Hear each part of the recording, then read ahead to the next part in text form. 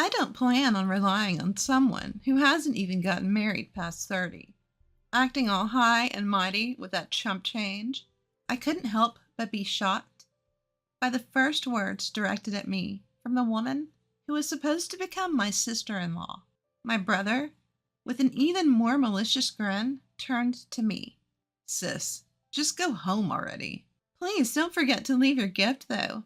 The two of them laughed at me together. I felt something close to hatred towards my brother, but the next words he said made me lose even that emotion. Well, it doesn't really matter if we have your gift or not. All our relatives love me, and they're probably giving us a lot of money. Mom likes me more than you, too, so she might even give me all of her property. Hey, that makes it sound like you're just using them for money. Well, it can't be helped. They're a good source of income. I never thought my brother could be such a terrible person. I was foolish for being considerate of these people. Despite it being our first reunion in a long time, my brother hasn't changed a bit since the old days. If anything, his terrible personality has only worsened, and I couldn't stand it anymore. I reached my limit and left the waiting room while the two of them laughed together. My name is Emma. I'm 32 years old. I work for a foreign cosmetics company. After graduating from college, I worked for another company, but I was lucky enough to be headhunted by my current company and changed jobs. The people I work with are ambitious, and I work tirelessly every day while receiving constant motivation. As a result, I now hold the position of department head. Ever since I started working at this company, they have recognized my worth. Every day has been enjoyable. Of course, there are times when I struggle with work, but the sense of accomplishment after overcoming those challenges is something I can't experience anywhere else. I've never been one to spend my days thinking about how much fun I'm having every day, especially before going to college. My days were very stifling. I have a younger brother, Nate, who is 5 years younger than me. Ever since Nate was born, my mom has been completely devoted to him. She loves him so much that I became less important to her. As a young child, I couldn't find anything to fill the loneliness of not being cared for by my mom. The more my dad and relatives tried to pay attention to me, the more I missed my mom. On the other hand, Nate was the first boy born in our family in a long time. He was also the type to easily get spoiled by anyone. So before long, our relatives stopped caring about me and only doted on my brother. To make matters worse, I have a strong sense of justice and hate wrongdoing. Not many people find a child who points out problems so cutely. Because of this, I became more and more distant from my relatives. The worst part was Nate's personality. Having been pampered by my mom and relatives, Nate grew into someone who couldn't be satisfied unless he was the center of attention, and knew exactly how to behave to get it. You could say he was skillful and good at getting by in life, but you could also say he was manipulative. I couldn't get along well with such a brother. Nate often got into fights, and my mom always defended him. I started to lose my sense of purpose. Not just my mom, but my relatives also started favoring Nate, and I began to feel uncomfortable whenever our family gathered. Seeing me like this, Nate would say, "Why don't you go to the other room, sis?" He had a smiling face, but he was giving me a look that didn't allow any objections. At that time, Nate was in the first grade of elementary school. If something bothered him, he wouldn't hesitate to lie and make me look like the bad guy. I had long lost my position as the older sister. When my brother said that, I had no choice but to leave. But what hurt more than being treated like an intruder by my brother was the way my mother and relatives acted. When my father noticed I was gone and asked, "Where's Emma?" the relatives just shook their heads, and my mother said, "I don't know." Then Nate jumped in. Speaking of which, the other day, my mother and the relatives listened with great interest to his story, as if I never existed. It was so heartbreaking. Nothing changed, even when I wasn't around. At times like that, only my father's sister, Aunt Ava, worried about me. "Here you are. Don't you want to go back to the others? Or do you not want to? As I cried quietly, sad and frustrated, my aunt sat down next to me without me noticing. She gently stroked my back as I buried my face in her lap. When I couldn't say anything, my aunt began to speak softly. I kind of understand how you feel, Emma. Maybe it's because I'm an older sister, too. Ever since my brother was born, he was the one who got all the attention. And you know how our relatives are, mostly women, right? So they really spoil the boys. I always thought it was unfair. You too, Aunt Ava? I was surprised. My aunt was always cheerful and in charge at family gatherings, and I never would have thought she felt that way. My aunt smiled gently in response to my question. Yes, when I was a kid, I was so jealous of my brother all the time. But he wasn't very talkative, so he wasn't always the center of attention like Nate. I think you must be feeling much worse than I did. Aunt Ava said this while gently stroking my head. I hadn't had my head patted like this in so long, and I felt a mix of emotions, happiness and embarrassment for letting her see how weak I felt. Our family has strong ties, you know. And Nate is kind of cunning, or maybe he's just good at winning people's hearts. He has that kind of personality, right? Everyone gets easily fooled by him. Really, Aunt Ava? You think that about Nate too? I was surprised again, thinking that no one in the family saw my brother that way. Aunt Ava winked at me, surprised. So don't forget, I'm watching you, Emma. If you want, I can talk to everyone about it. No, it's okay. Just knowing that you're watching me is enough to make me happy. All right, I understand. But if there's anything you want me to hear, I'll listen. You can always rely on me. After that, I looked forward to seeing my aunt at family gatherings. Even now that I've moved away, I still keep in touch with her regularly. The only other contact I have is the occasional email from my father with updates. Since I rarely go home, I don't know much about my family and relatives' current situation, so I never expected to get this kind of news from my father. Nate is getting married. Right now, I don't have a partner. One by one, my friends are getting married, and lately, even my coworkers are in a marriage rush. At a time when I was feeling a bit anxious, I got the unexpected news of my younger brother's wedding. Even though I'm not unhappy with my current life, I felt down. Then Nate contacted me, adding insult to injury. Hey sis, long time no see. I'm getting married, and my fiance is already pregnant. Don't worry about not being married and showing our parents your grandchild. I've got that covered. But in return, give us at least $10,000 as a gift. It includes the cost of giving birth. Kids are expensive, you know. My already low excitement to celebrate Nate's wedding dropped to zero. Because of his sense of entitlement, I even considered not attending the wedding. But I convinced myself that this was a once-in-a-lifetime family event and decided to accept Nate's request. On the wedding day, after the ceremony, we were led to a family waiting room to prepare for the reception. I reunited with my mom and relatives after a long time had passed without seeing them.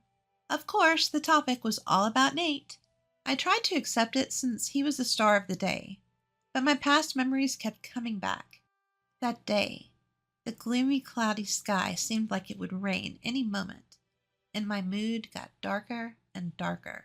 That's when my dad talked to me. Emma, it's been a while. How's work? Oh, Dad, I'm getting by somehow. I see. So would you consider coming back home more often? My dad said that, but I didn't feel like it. Yeah, I'll come back when work calms down. I need to go to the restroom now. I left the family waiting room. I couldn't get out of there fast enough. I thought I had changed a bit, but I see others don't change so easily. As expected, I felt uncomfortable in front of my relatives. I let out a big sigh. At that moment, my phone vibrated. Come to the bride and groom's waiting room right now. It was a message from Nate. What does he want at a time like this? I headed to the bride and groom's waiting room, pondering. Did you bring it? As soon as I arrived, Nate asked me this question. I didn't understand at first. But I realized what he meant from his and his wife's nasty looks. Yeah, I brought the $10,000 gift. Are you satisfied now? Congratulations on your wedding. I reluctantly offered my congratulations, even though my heart wasn't in it. But I immediately regretted being considerate. Only $10,000? I clearly said to give more than that.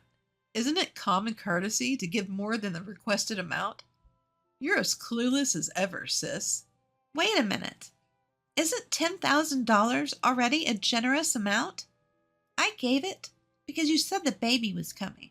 Isn't your attitude a bit much? If you choose to act like this, I don't want to be involved with you in the future. As I snapped back, Nate exaggeratedly clicked his tongue. I was really annoyed that despite giving them the $10,000 they asked for, they still complained. As I glared at my brother, his wife standing next to him put her hand on her hip and laughed at me. Don't worry.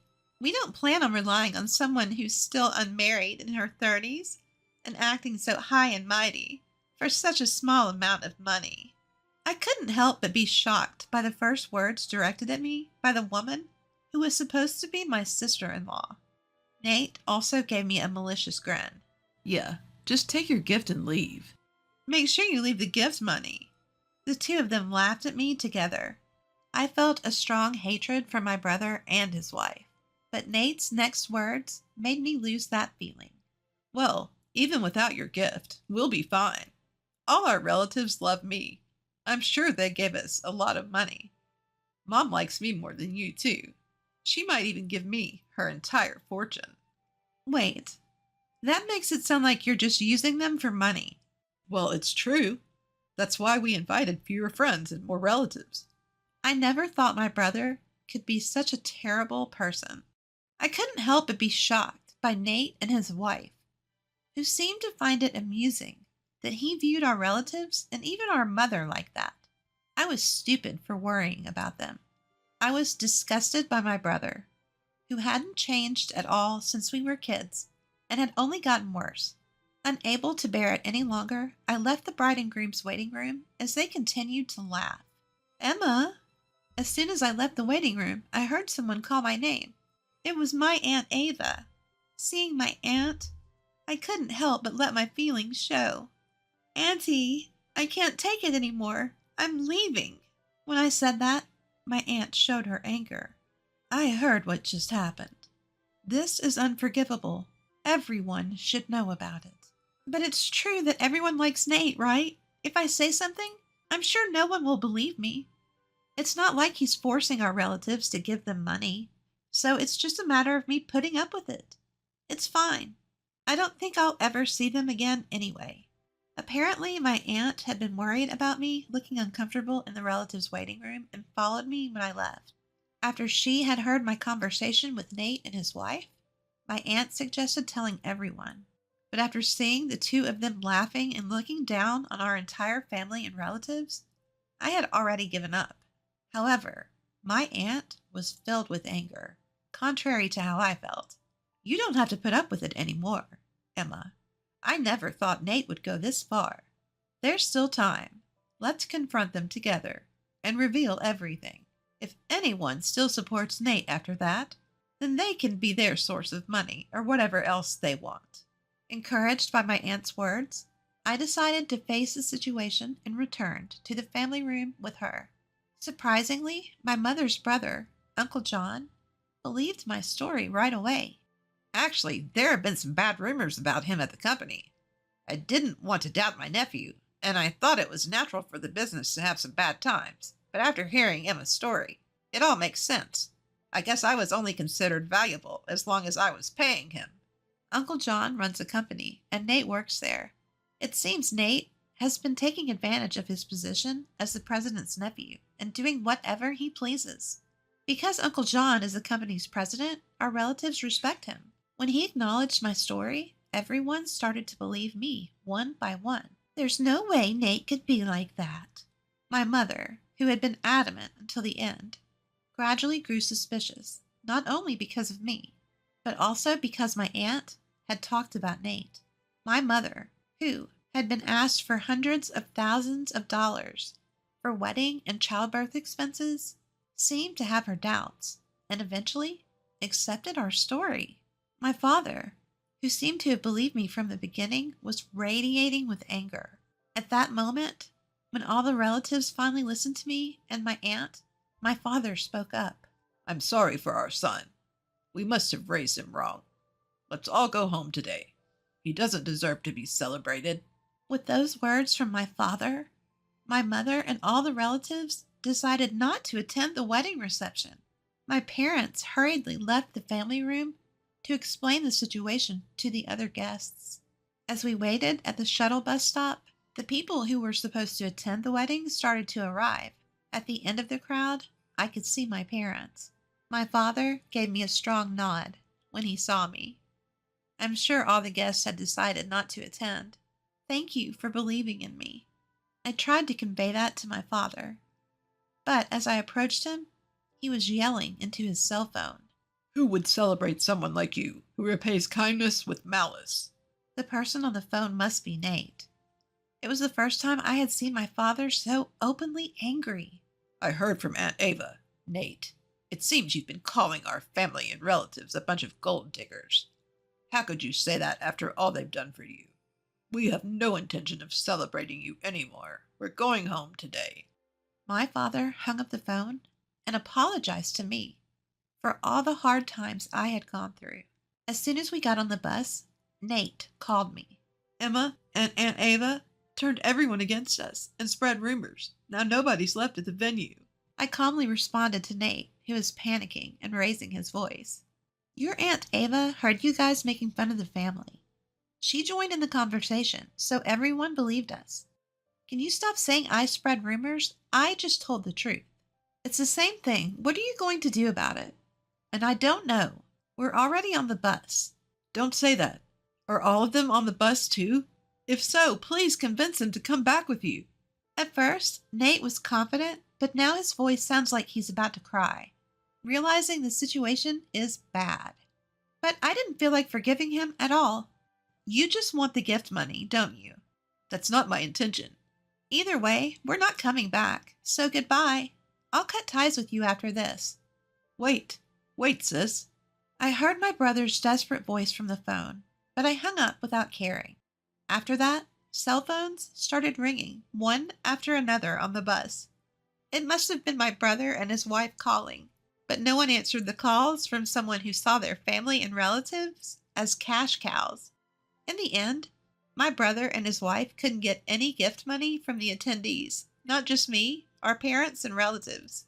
They seemed to have planned to pay for the wedding with the gift money and ended up in a lot of debt. Not only me, but our parents and relatives were contacted for help, but no one was willing to help Nate anymore. On top of that, they lost contact with the few friends they had invited. The punishment for my brother was far from over. Our uncle fired Nate. He probably couldn't bring himself to defend my brother, who had been performing poorly and had a bad reputation. His wife had already quit her job for marriage, and even though they were in debt, I'm pregnant. She didn't seem to want to work.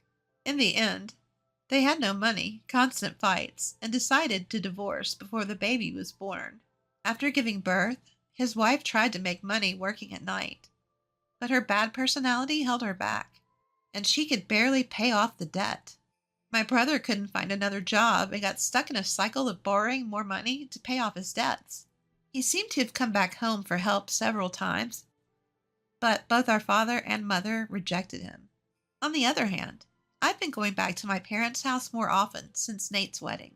I've been attending family gatherings, and I don't feel uncomfortable anymore. As a result, I feel like I have more room in my heart and can see things from a much broader perspective. I've become more flexible in dealing with work accidents and requests, and my colleagues, subordinates, and bosses have praised the change in atmosphere.